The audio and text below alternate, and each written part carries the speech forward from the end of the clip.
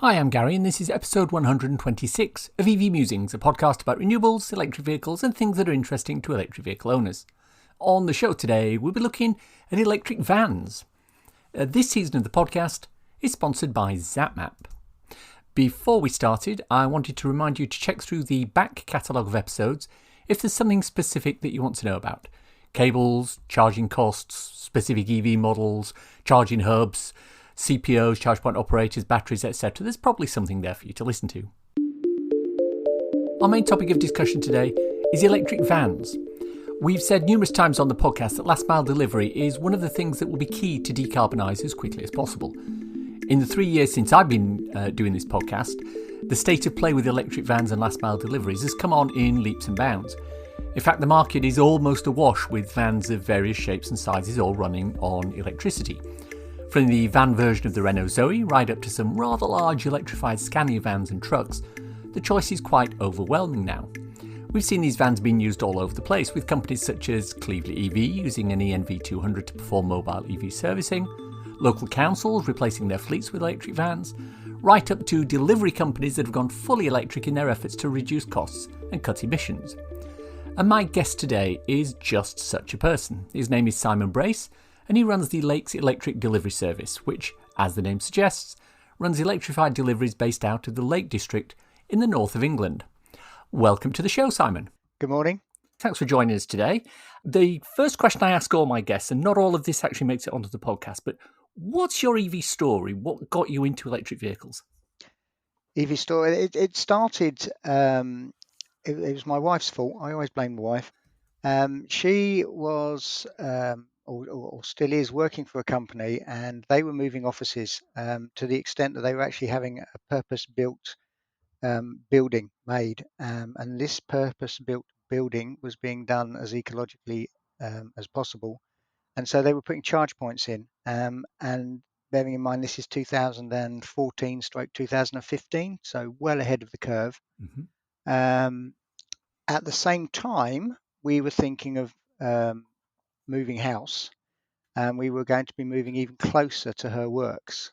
So I said to her, well, any car that you have, it's going to get ruined, because during the winter it's just not going to get warm enough by the time you have to turn it off again, and the exhaust will rot out and the oil will emulsify and all this. So we looked at what was about alternatively, and we come across the Renault Zoe. And so we went and had a look. They had an open day, and it all started from there, actually. It all started from the wife getting a Renault Zoe and being able to charge it at work. I want to come back to the actual vehicles that you use in a minute, but let's just a little bit of background about Lakes Electric van delivery. So, well, about you in the delivery business. How long have you actually been in that business? On and off for 21 years, 22 years, 1999. Mm-hmm. I went self-employed, and I used to do the bag collections and donation collections and interbranch transfers for the British Heart Foundation down in the south, Mm-hmm. southeastern London. And then I went into the world of antiques and restoration stuff, and dealers buying stuff out of auctions, and haven't really stopped. Okay, well, give me some stats about the business then, so the listeners have context. Turnover, number of drops made per week, per month, per year, number of employees, etc. Right. Well, it's only ever been just me, owner Mm-hmm. driver. Um, I've sort of downsized. Sounds a bit weird, but I've downsized over the years. I started off with a large, sort of transit-sized one. It actually was a Fiat Ducato, Mm-hmm. and that was the brand new version that came out in 1999. So I've always sort of had new models and cutting-edge stuff as far as my vans have gone. But previously to these electric vans, I've normally run them into the ground, and bought another one. I got another one. So being as ecological as I could be, purely on a cost basis. But just little old me, owner driver. And as I say, started off with a large van, and then went up to a big Luton bodied van, and then I've come back down to a Peugeot partner van. But as far as in its heyday, when I had the big Luton box vans, I used to leave home on a Monday and come back on a Thursday night. Used to what they call tramp around the country, sleeping in the van, sleeping at friends and families. Mhm. Probably do 6 to 8 deliveries a day. 6 to 8 collections and deliveries a day. And I was doing about 72,000 miles a year. Um, since I've gone electric, I probably do 3 or 4 deliveries a day and probably do 36 to 40,000 miles a year. Now, I want to talk about the actual vehicles in a few minutes. We'll sort of loop back to that. But I have a colleague of mine who runs a taxi company. He's just recently purchased one of the MG5 long range estates. And he says with the fuel savings alone, he is saving enough money to be able to replace that MG5 in 3 years. Now, that's a pretty compelling argument. So, how do the economics of electric work out for you? And did you know about that before you started, or was it a bit of a leap of faith? No, once I'd seen what the wife was doing with her Zoe, and once I looked into the figures of an electric as a van and the mileage I was doing, then yeah, the economics were really, I hate the phrase, but it was a real no-brainer.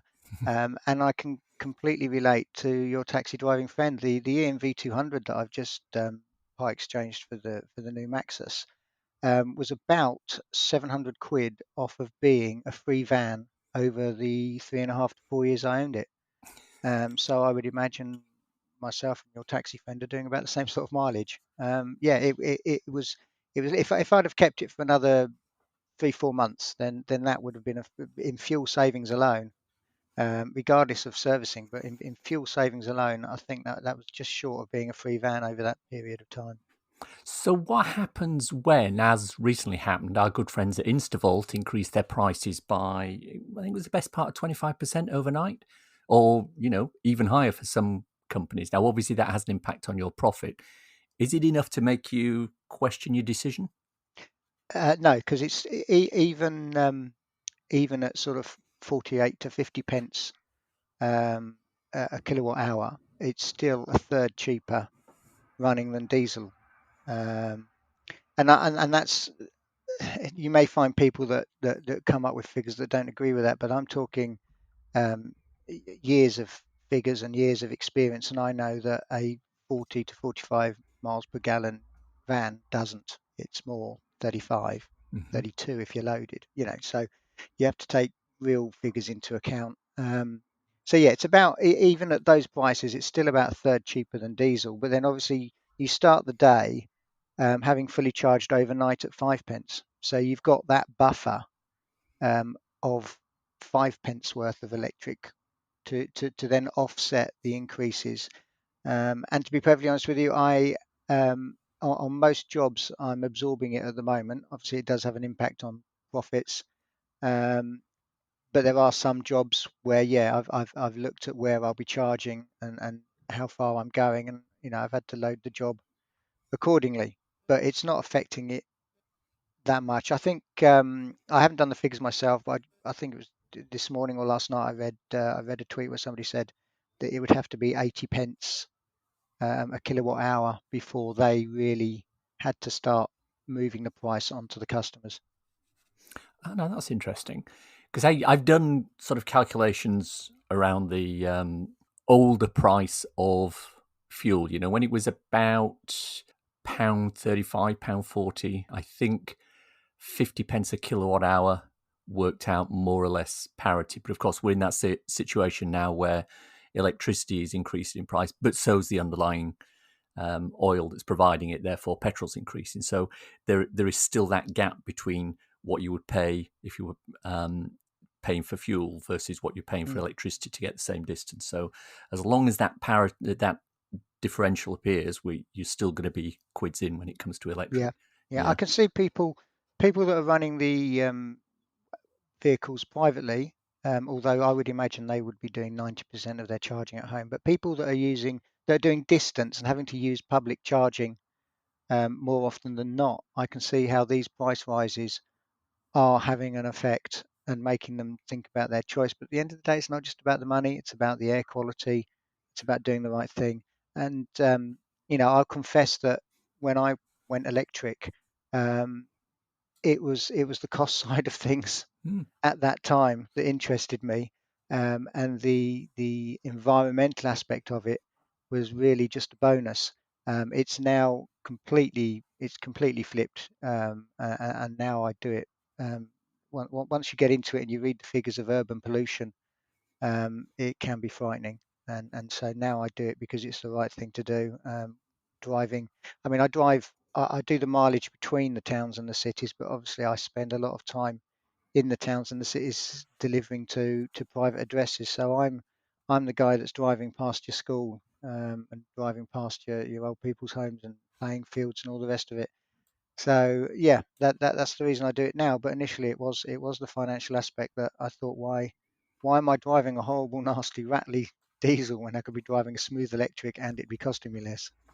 Well, as somebody who's recently spent 18 months as a delivery driver for a well known grocery company and driving around in the Mercedes Sprinter vans, all diesel, I can fully align with what you're saying there. And the sooner they start that sort of last mile delivery and move it to electric, the better for everybody. What I mean, obviously, you've talked about you started down south with the bigger vans, and at some point you've made the transition up to the Lake District. So, what area do you generally cover on a day to day run? Well, the area's changed as the technology of the electric vehicles has developed. Obviously, when I started, the Peugeot partner, on a good day would do 80, maybe 85 miles, and that would be to empty. During the winter, you're talking 55, 60 miles. So the area I could cover was literally the Lake District and one charge, say. Hmm. So quite limiting, but big enough. I mean, it's a 2-hour journey from Carlisle to Barrow, so enough to keep me busy. But now, in my latest van, I cover from sort of Glasgow, Edinburgh, draw a line across, come right down the country to Manchester, Warrington, and Leeds, draw a line across. So basically, the north of England, the south of Scotland is what I cover now. So that shows you how far technology's come in a little under 5 years. Which brings us very nicely onto what you're actually running now. Now, you said you started with the EMV 200. What sort of range were you getting on that, did you say? I started with the Peugeot Partner. I had that for about 8 months, and that, as I say, was sort of on a good day in the summer 80, Hmm. in the winter 55 to 60. The EMV was a slight step up. It was still only a 22 kilowatt hour, but that would push 90, 95 on a good day, and 65, 70 in the winter. Hmm. My current ED3 from Maxus, in the depths of winter, because I picked it up just before Christmas, end of November, beginning of December. So I've only ever had it depths of winter. I've been getting a solid 140 miles, maybe 130 with the heater on all day. So I can't comment on the summer range as yet because we haven't quite got there, but it's already gone up maybe 6 miles in this slightly milder temperatures of maybe 10 to 15 degrees. So I've got, I'm hoping for good things in the summer from it. Well, indeed, fingers crossed. Does the loading of the van have an adverse effect on range? If you've got lots in the back, will it cut down your range dramatically? In my experience, it does, but to no significance. What I can give you some real life examples. I did a trip where I left Cumbria, went to Newcastle empty, and then came back exactly the same route, fully loaded with 680 kilos of paving slabs in. Hmm. The wind, I think it was quite a calm day, so I don't know whether the wind would have played any part, and I can't, to be honest with you, remember which direction it was blowing in. But I think that took 12 miles off the range. Now, obviously, when you've only got 60, 70 miles range, that's quite a lot. But when you've got knocking on 150, it doesn't really matter. There is an official, well, not official, but there is a figure that is bandied around the hire companies and the lease companies, and I think it's 8 miles per 100 kilo, or it might be 6 miles per 100 kilo loaded, but I would say that's a bit pessimistic in my line of work.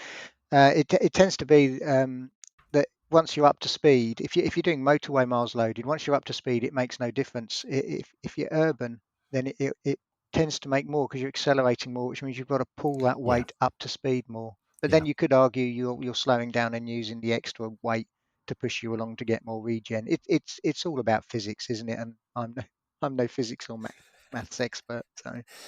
Are you at that stage now where you're conscious of the range and what you've got left, and you're eking out distance, freewheeling, or doing the regen, or do you just drive it as if it's a diesel? That's been the absolute revelation of this latest van. I've never had even the Zoe is only a 22 kilowatt hour. It's a first generation 2015. So I've never had a long range, and I know there are people out there that would think 150 miles to whatever I'm going to be getting out of it in the summer. That isn't even long range, but to me, I've never had that sort of range. So yeah, that's the revelation of this new vehicle is I just drive it.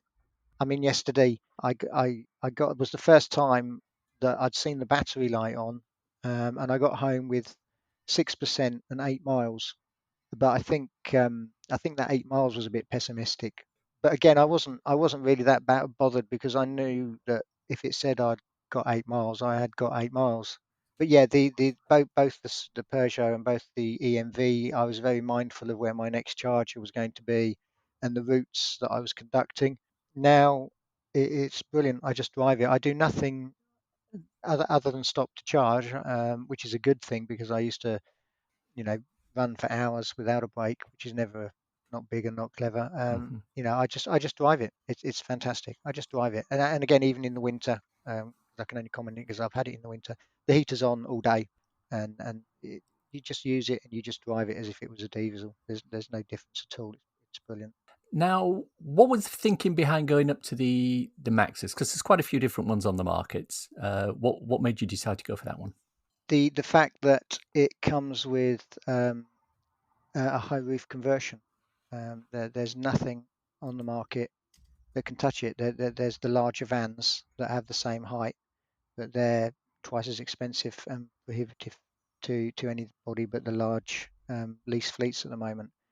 That was the deal breaker. I was teetering on the edge. Should I get the Stellantis, one of the variations? Should I get the Maxus? And I really was sat on the wall. I tested them both, had them both. I was lucky enough to get the Maxus for a week. I couldn't get hold of a Vauxhall because there weren't any available. So I ended up with the Citroen variant. Had that for a couple of days, and there wasn't a lot in it. And then Maxus contacted me and said, "Oh, look, we've got this, and they're doing a high roof conversion now." And because of the furniture and everything that I transport, that was the absolute deal breaker. Yeah, it was as simple as that. There's no competition out there. It's either the Maxus ED3 with the high roof, um, or the Stellantis group in the mid-van section. Do you buy, lease, PCP? This is the first van in 20 years that I haven't bought because they are still so expensive that no, I've just got it on a PCP lease like everybody else in the world. These things are still far too expensive for the butcher, the baker, and the candlestick maker to afford. It's okay if you're fleet leasing and all the rest of it, but for people like myself, self-employed, not VAT registered, your electrician, your plumber, your builder, and people that do what I do, they're just so ridiculously expensive that you have to PCP them and you have to have a big deposit to get those payments down. Now, I know that from the 6th of April 2020, businesses were able to claim 100% of the cost of an electric vehicle against the profits on the year of the purchase. Now, with the Maxus, that's 30, what are they, about 30,000 new plus VAT? That's quite an incentive. Would that not have sort of played into the calculation of purchase versus lease or PCP? I think to SMEs, small and medium enterprises, then yeah, that's going to be something to consider. Uh, the biggest, I don't know. It's a tricky situation as far as the cost of vans is concerned, because diesel vans aren't cheap either. Mm. I mean, it was only when I started looking into the price of the diesel equivalents that you think, well, wow, that's expensive just for a diesel van. If you want a nicely kitted out OEM manufacturer, I won't mention one because there are so many that provide diesel vans, but even a nicely kitted out medium to large size van, you're looking at 35,000 plus. So they're not cheap either. You've got the total cost of ownership as well. At the moment, you're not paying any road fund license. You're not paying the cost for fuel that you would be. You haven't got the maintenance costs. I mean, the EMV over the course of the time I had it, it had its annual MOT and nothing ever showed up. And I had the pollen filter changed a few times, and I changed the reduction gear oil once, and that's it. Tires and wipers is pretty much all I spent on it. They are so ridiculously reliable. The market itself for electric vans, are the models out? I mean, obviously you've had a couple. You've chosen to go for the Max CD3. Fair enough. Are there models out there that are worth getting, or are many of them sort of a lame attempt by ICE manufacturers to try and get some part of the market? I mean, I think I'm right in thinking the Mercedes eVito, it does 92 miles on a charge, which isn't great, especially for a £41,000 You've car. been And reading then my tweets. You're poking the bear here, aren't you? I'm going to get my soapbox out in a minute. No, I'm going to be. I'm not going to be. I'm not going to sit on the fence, but I will say that that was the case as little as 3 years ago. There were a lot of manufacturers who were bringing out so-called last mile delivery electric vans. Oh, because this is the segment that really wants them. There were loads of vans, or any, especially the large vans. Any large van that came out would have a sub 100-mile range on a good day, and that was getting ridiculous. I don't know why they've now changed, but in the last year to 18 months, everything that's been coming out has had 150 plus mile range. And the new eVito, they've bowed to, well, whether they've bowed to pressure or whether it was always the way. What really got my back up with that is when they released the eVito model originally, the passenger variant, albeit £84,000 or something stupid, had because it was a luxury airport transport vehicle, one of these. It was the minibus or people carrier version that had something ridiculous like an 88 kilowatt hour battery and had almost a 200-mile range. Yet the van version, exactly the same platform, only had like a 33 or 35 kilowatt hour battery and could do like 92 miles or something. Why not stick that battery in that van? Thank you very much. They came up with all sorts of excuses about payload, blah, blah, blah. But just recently they've announced that you can now buy the eVito with a massive battery pack. Now, whether they've done that because the Stellantis group have gone for the large, they give you the option of the small or large battery pack. Um, you know that's not the case now, but certainly it was.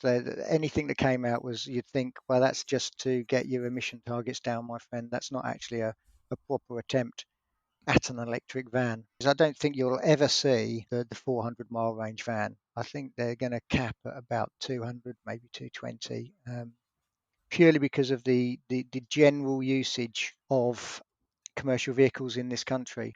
I don't think you're going to see any mega mile vans because it's just not how it happens. What I think you'll see, and what I'd like to see, is I'd like to see manufacturers offer you a van of a particular size and then say, right, what battery pack do you want in it? Because we've it used to be the case you'd buy a Ford Transit, and a Ford Transit was a Ford Transit. You could have like hundreds, literally hundreds of variations sat on the back of it, but the Transit itself was the Transit, same fuel tank, same engine. Now I think we've got to a stage where businesses will be buying vans for the purpose that the van does, as opposed to just buying a one van fits all use cases. And we'll see vans with maybe even extremely small light vans for certain cases up to the bigger long distance vans. It's no point in buying a massive battery pack if you don't need it in the van world. I mean, it's a different case in the car world because Joe Public doesn't want the hassle and doesn't know when they're going to use their vehicle for a long journey or not. Hmm. But in the commercial world, if your van does a continual route day in, day out, it's only ever going to need that sort of mileage. Indeed. And that then sort of brings me on to the flip side of all that, which is if you're doing all this, if you've got a van that has a limited range, then at some point you're going to have to stop and do some public charging. So, what, in your opinion, is the state of public charging at the moment? Is it a concern for you? I mean, I know you're in an area in the Lake District that's not overflowing with rapids, although having said that, most of the ones that are there are multi-unit Instavols, which is good. So what's your experience in terms of public charging? I could go right back to the beginning, um, and say to you that to say that I was pushing the envelopes an understatement. When I first got my electric van, there were 6 rapid chargers in the whole of Cumbria, off of which I had to run my business. All of them were government installs run by the government. They were Genie Point installs, for Hmm. which I thank them, because without them, I couldn't have even contemplated doing the job. So that's how it started. There's now well over 30, maybe even over 40 rapids now, in the whole of Cumbria. Now, that may sound like a lot, but Cumbria, if you look at it, is a very big county. And like you say, a lot of those are the multi installs at the Booth supermarkets, which Hmm. again, I thank them very much for, because it made my life so much easier. But now I go a lot further afield. My issue at the moment is charger anxiety, not range anxiety, charger anxiety, because anything less than about 4 just isn't enough anymore, which even when I'm out of county, I will still go for the booths installs because they tend to have 4 Yeah. or any multiple Osprey grid serve, even 2 chargers now. Um, I turn up, if it's during the day, there's going to be somebody on one of them at least. It's got to that stage now. I think what's happened is the with the pandemic and everything else, and the cost of energy, fuel, both, it's really pushed the sale of electric vehicles as a whole right up and above, over and above what the think tanks or whoever they are came up with. I think we're meant to be somewhere at around 6 to 7% sales at the moment, and I think last month it was something like 14 or Hmm. bonkers. So all the you can't really blame the charge installers because all they were going off of was the figures that they'd been given by these think tanks, so they were rolling them out as fast as they could. But it needs more. I mean, I think it will always need more. But yeah, my problem at the moment is charger anxiety, not range anxiety, because it's very busy out there. I don't charge at lunch times. I have to have either an early or a late lunch because everywhere's busy. I avoid the motorway networks because there's only 2 chargers at every service area, although that is changing thanks again to GridServe. They're doing a magnificent job in just churning these things out as quick as they can. But again, it's not really their problem. It's grid supply and planning permission and all the rest of it. There needs to be something done about red tape and the length of time that these things take rather. So the state of the charging network at the moment is good, better than it was, but can be a lot better. What percentage of charging stops are an issue for you, i.e., chargers not working or you having to wait for a free one? Very few, very few. I rarely come across a not working charger, but then that's maybe because I avoid those networks or that network that tends to have a very bad reputation with Yeah. working chargers. I use Instavolt, Osprey, and GridServe. That's pretty much the 3 that I use, and with those 3, I don't think I've ever come across a non-working charge. I think I've come across switched off, like completely dead chargers on all 3 networks, possibly. So I don't know what the issues would have been there, whether that was literally a power cut or whether there was a major issue or they hadn't been commissioned yet. I think if you're not as clued up as myself or others, and you just look on ZapMap or whatever, find your local nearest charger and go to it. Maybe your chances of finding a Duff charger increase. But again, I never go to single installs unless maybe I'm passing, Yeah. because again, I don't have to as much look for chargers. I know where I'm going, what my route is, and where I'm passing, and with the range that I've got now, I'll just charge at a convenient time for me. That's something that's changed. I now charge at a convenient time for me. I don't have to charge when the van needs a charge because I'm going somewhere. I stop and charge when I want to. Yeah, no, I can't really comment on broken down or duff chargers. As far as busy chargers go, yeah, when I wasn't as clued up as I am now on how busy it is out there over the last few months, I would often just turn up at twin installs anywhere and just be on my way because there would be cars waiting. I mean, I've seen queues of up to four on the motorway networks, where you turn up, there's two charging and there's like three or four waiting. And I'm just thinking to myself, well, these guys must be like desperate. They must really need a charge because that's like almost a 2 hour, 2.5 hour wait just before you get on the charge, which really isn't good enough.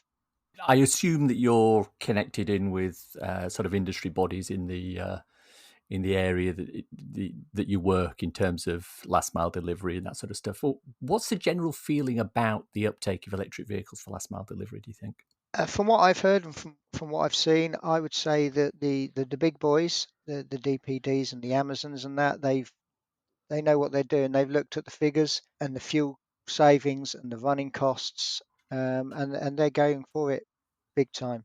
I know that the DPD depot in Carlisle has got a raft of electric vans now, and I see them delivering down where I am on the west coast. So I know they're being used as far out as here, Mm-hmm. and I see a lot of them when I'm out and about, especially in the likes of Preston and Leeds and around the Manchester area. So I think they're taking it up in a big style, which is good because if other people see them out there, with these guys using them, that can only be a good thing because they're thinking, well, if they're doing it, then there must be something in this, and hopefully it'll spark their interest. What I think is a major problem for, or not necessarily a problem, but something that needs to be solved for the large fleets is the on-site charging. Because they're going to need some serious power, and they're Mm-hmm. going to need a lot of technology for the load balancing, etc., to have 50, 60, 70 vans on some sort of rotation or even all plugged in together. But again, there are solutions for that coming online, and I know of installs up in Scotland where they have the capacity to charge like 60 vans at a depot and that, and it's great to see, and the technology that's being developed to enable that is brilliant and truly fascinating. And then a lot of these guys have got massive warehouses. They're just slapping immense amounts of solar onto the roofs to either feed the factories and to charge their vans if they're going to be at the hub during the day, because I would imagine they're going to run these things in shifts. There's little old me with one van. The logistics these guys have got to figure out is mind-boggling to me. But they have the people in house that are doing it, and it seems to be happening. So yeah, there's got to be something in it. If these guys, I mean, the likes of DPD and Amazon, they're ordering hundreds, if not thousands, of these things.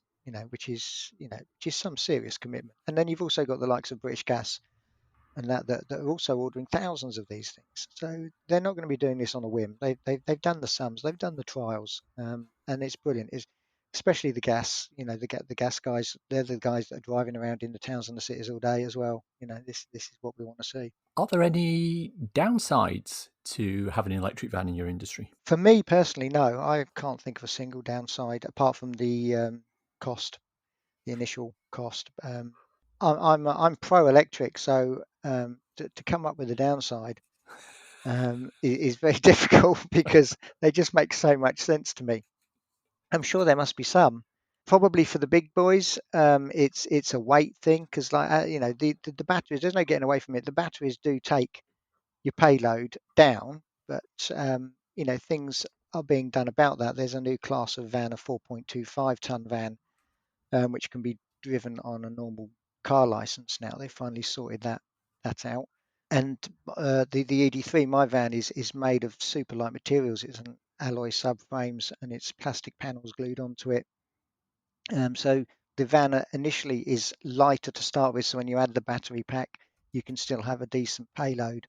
Let me ask you my final question. King for a day, what would you do or change if you were king for a day, that would improve or speed up electric van rollout? I would probably scrap or greatly reduce to like about 5% the VAT on a commercial vehicle for small businesses and self-employed that aren't VAT registered. Because when you're up in the 30, 40,000s, that is a lot of money to pay on top, either in one lump sum or over the course of many years. So as an instant leveler, because obviously the big corporations that are VAT registered, they claim it back.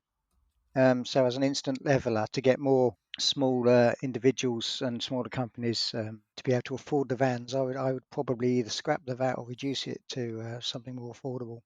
What about the VAT on charging? Yeah, the VAT on charging definitely, but I mean that should be done regardless of whether I'm king for a day or not. That's really bad for those that can't charge at home. That's just wrong. That needs to be changed, and something needs to be done about that. We should all be paying the same to fill the cars up, I think. Yeah, indeed. Simon, thank you very, very much for your time. Much appreciated. And I think it's been a useful conversation. Thank you. Thank you. Thank you for having me. It's been fantastic. My thanks to Simon for his time. I thought his comment about starting with electric vans as a profit exercise but then moving across to a social good exercise was very interesting. Once people realise how much nicer they are to drive, cheaper to run and better for the environment, it's amazing how people's attitudes towards them change. It's time for a cool EV or renewable thing to share with your listeners. Regular listeners will be aware that I have an ID3 on order. I was interested to learn that Volkswagen have attempted to make the manufacture of the ID3 as carbon neutral as possible. They've done this through implementing three main principles. First, reduce carbon dioxide effectively and sustainably. Second, convert the energy supply to renewables. And third, compensate for unavoidable emissions. There are many challenges in doing this, not least the fact that the batteries themselves have quite a high carbon content. But by using renewable energy, as well as ensuring that suppliers commit to renewable energy, alongside carbon offsets and carefully sourced material, they've managed to reduce the carbon footprint to a fraction of what it was when they were producing internal combustion engine vehicles. Unfortunately, they still have to resort to carbon credits, i.e. using a carbon-free source somewhere else on the face of the planet to offset the carbon that they've emitted. But overall, the trend in this particular manufacturing site is heading downwards, which is a good thing. Check out the article linked in the show notes for more detail.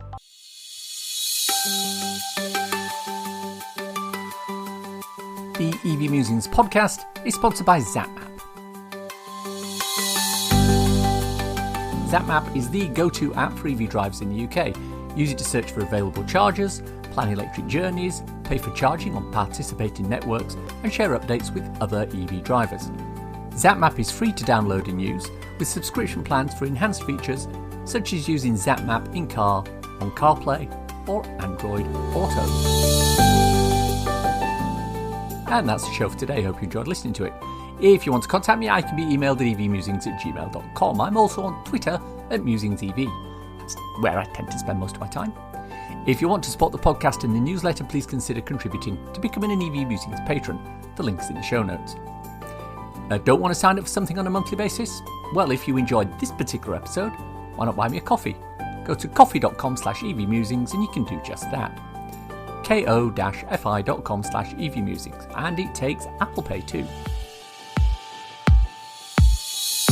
If you want a quick reference ebook to read on your Kindle, I wrote a little something called Share.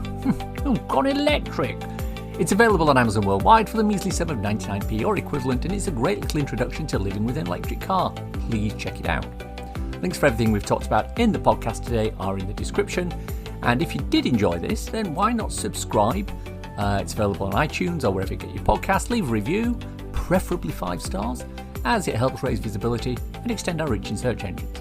If you've reached this part of the podcast and are still listening, thank you so much. Why not let me know you've got to this point by tweeting me at musingsev with the words, last mile, the best mile. Hashtag if you know, nothing else. Thanks as always to my co-founder Simon. You know, many's the time when he's come to me and complained about the driving of other people on the road, swerving around him, almost knocking him off his unicycle. But no more, he said. No more. He's looking at a brand new vehicle where all the panels have been replaced by completely see-through perspex. It totally removes the driver's blind spots while driving, allowing him to see everything around him. So yeah, that's the revelation of this new vehicle is I just drive it. Many thanks for listening. Bye bye.